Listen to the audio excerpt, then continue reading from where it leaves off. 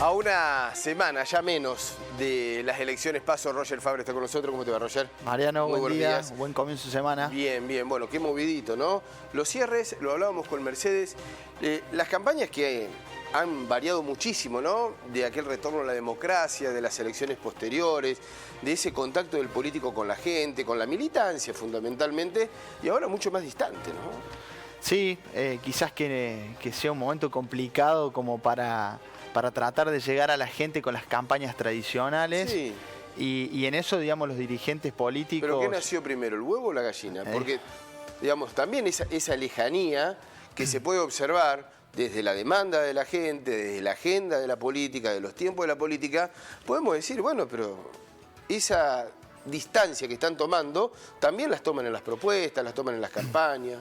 Sí, lo que no pueden, digamos, el error que no puede cometer los candidatos en este momento es tener inconvenientes en las actividades que desarrollen la última semana. Por ejemplo, Sergio Massa va a la provincia de Santa Fe a hablar de un tema sumamente delicado, en una apuesta muy arriesgada, pero bueno, está en la necesidad de construir el liderazgo del frente oficialista.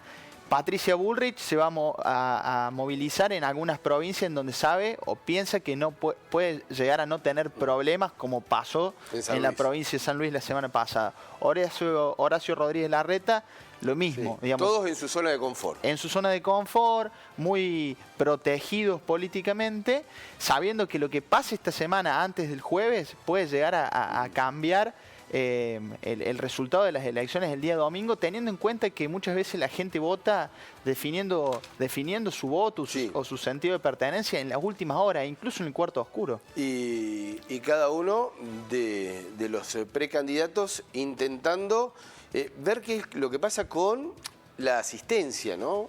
Con ese porcentaje de votantes que ha sido muy bajo en cada una de las provincias, que ha marcado y que es todo un dato, ¿no? Sí, es un mensaje político. Los sectores que no se movilizan, que no van a votar, están dando a pensar que no creen en alguna de las alternativas que se van presentando, lo cual hay que analizarlo, hay que tenerlo en cuenta, y los candidatos los tienen que tener en cuenta fundamentalmente en las cuestiones discursivas de las campañas. Va a ser... ¿Hay alguien que se beneficia? Digo, con el ausentismo o con la poca participación. ¿Hay alguien que lo fomenta? Por lo general, los oficialismos siempre se benefician porque tienen la capacidad de movilizar las estructuras políticas ante la necesidad de proteger algunos ámbitos laborales, una cuestión que históricamente se dio en nuestro país en los procesos democráticos. En el caso del oficialismo nacional, en este momento dicen que si la gente no va a votar, el problema lo tiene el oficialismo, digamos, lo tendría Sergio Massa, porque quienes irían a votar serían quienes quieren manifestar una idea de cambio. De todas maneras, me parece que eso es muy relativo. Los jóvenes, ¿no? Fundamentalmente lo que se ha detectado en las provincias es una inasistencia de jóvenes. Sí, porque, digamos, dentro de los principales problemas que tiene el país o que tienen las provincias, los jóvenes miran los horizontes del país en otro lado y los horizontes de su vida en otro lado y no en la Argentina, y bueno, no van a votar porque no creen en el sistema actual, o en su mayoría así lo manifiestan. De todas maneras, creo que en el caso de las PASOs, ahí puede haber otra postura con respecto a los jóvenes, porque quizás que encuentre algún tipo de liderazgo político que lo sienta, que discursivamente se sienta identificado. Con lo de Milei. Con lo de Milei. Me parece que ahí encuentran, en su mayoría jóvenes, una alternativa a patear el tablero político. No quiere decir que esté bien o que esté mal, pero sí mostrar una idea política y manifestarse. El hecho de no ir a votar o de votar ideas extremas, bueno, son mensajes políticos. ¿Crees que se va a mejorar ese porcentaje promedio del 65% de las provincias? ¿Se puede mejorar para las generales? Para las PASO. Bueno, para las PASO veremos. Yo no creo que haya mayor participación que en las provincias.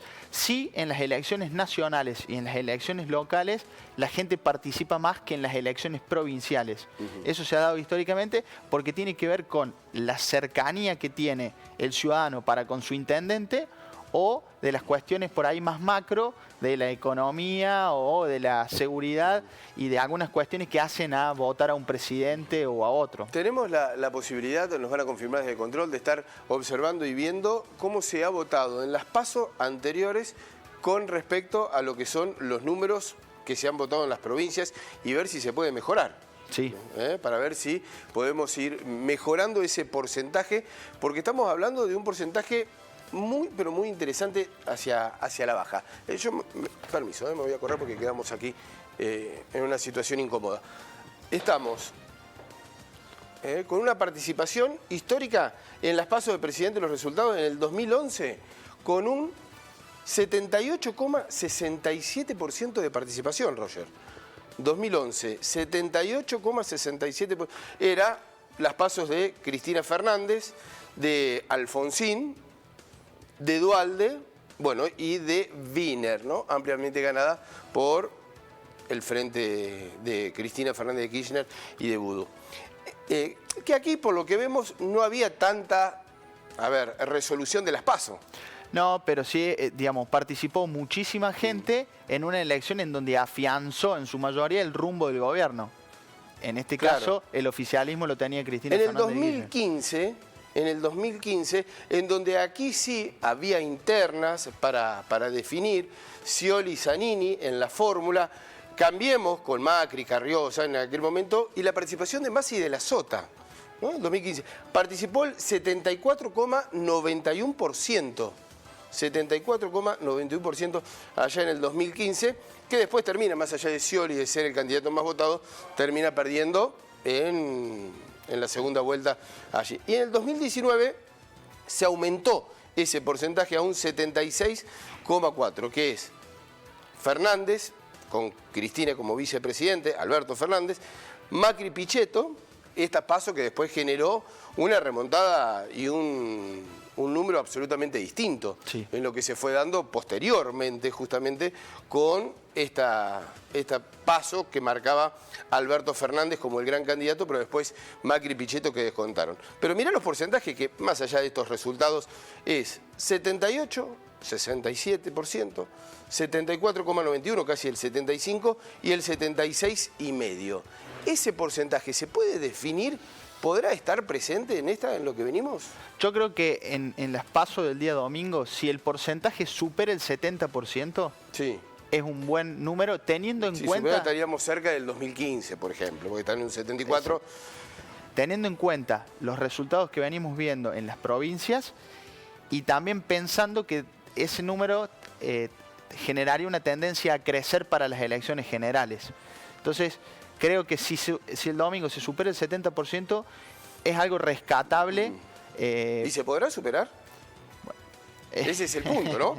Ese es el punto. Porque además allí están las encuestas, allí están los números, fundamentalmente para resolver lo que es la interna de Juntos por el Cambio. Sí, que en este caso además hay una tercer fuerza electoral que disputa votos, que en el 2015 y que en el 2019 sí, probablemente hayan estado vinculados a Juntos por el Cambio. ¿Por qué? Porque en el 2015 fundamentalmente expresaba lo nuevo, la idea de cambio, que esa idea de cambio hoy se dificulta muchas veces comunicarlo en dos candidatos que han formado parte de distintos gobiernos y que no representan lo nuevo de la política.